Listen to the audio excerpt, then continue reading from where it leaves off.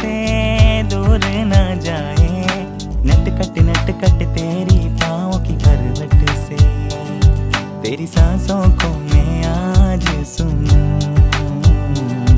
तेरे होने की इन सांसों को मुट्ठी में अपनी कैद करूं.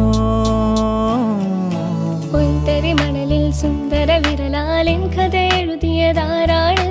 കിന്നര വീണത്തന്ത്രികളൊന്നിൽ മന്ത്രമുണർത്തിയതാരാണ്?